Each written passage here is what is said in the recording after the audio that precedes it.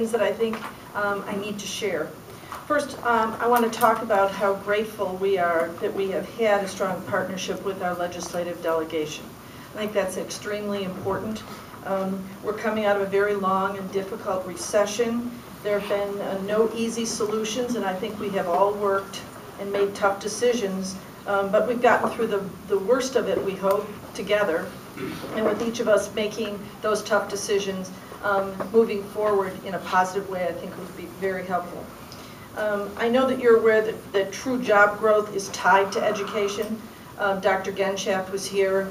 You saw Dr. Ken Atwater from HCC. We all work extremely closely together. I don't know whether that happens in other communities, but it does happen here, and it will make the difference in making sure that we have the strong workforce that's necessary. So as you seek to create jobs, remember that education is really the engine for that. And to our new delegation members, I look forward to working with each of you to build a strong partnership as we have in the past. Some of you are returning. We appreciate that prior knowledge and hope that that helps. Know that I'm available, and the staff that I have, both Connie Melito and Jim Hamilton, who runs our financials, as you're making decisions and gives us insights. We want to make sure that you're aware that we're always available to answer any questions that you might have. I think it's also important to point out that our teachers have been strong partners with us through a number of what I would say are difficult reforms. I think they've brought change and accountability, and that's great. But one of the things that I think you all can be proud of, as I am, is that our teachers union and our teachers have been supporters of the work that we're doing. Everyone isn't always pleased every day, but they work together with us, and it makes a huge difference. And it's a good thing to keep on your minds as people are talking about the importance of teachers. First, I want to make a suggestion that I believe is very timely. It's been mentioned certainly by our sheriffs that were here. In the wake of the tragedy at Sandy Hook Elementary School in Connecticut, school safety is primary in everyone's mind right now. We work on making our schools safer every day, installing fences and cameras, having security and law enforcement presence in our schools. We are also very strong partners with law enforcement in this area, and all of our law enforcement this week and in the future is going to be taking a special look at making sure that they are present on our campus. However, we need to talk about taking school security to the next step, and I believe the state has a role in that. I would urge the state to have serious discussions on how to support school districts and law enforcement to make schools safer. You just heard a suggestion about mental health resources available in communities, and I believe that as was stated, that as things roll out, we'll see that.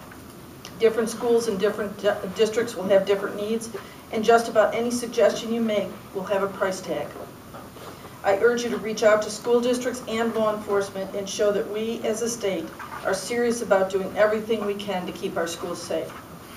In addition, I want to briefly discuss a number of changes to the state accountability system over the last couple of years, some of them without full consideration of how Florida is moving to the Common Core state standards, a huge agenda that I believe is really the ultimate reform in education nationally and will help us to improve.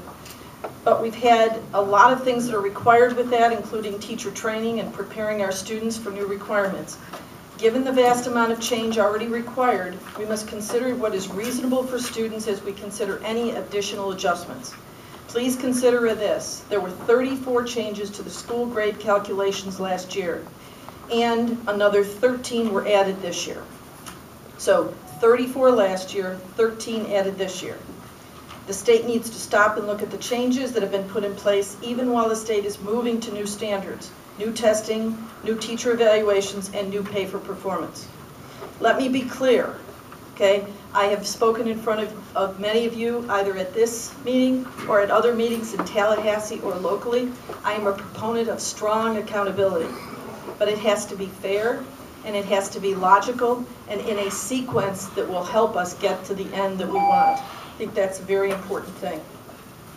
And I have one other statement about those Common Core state standards.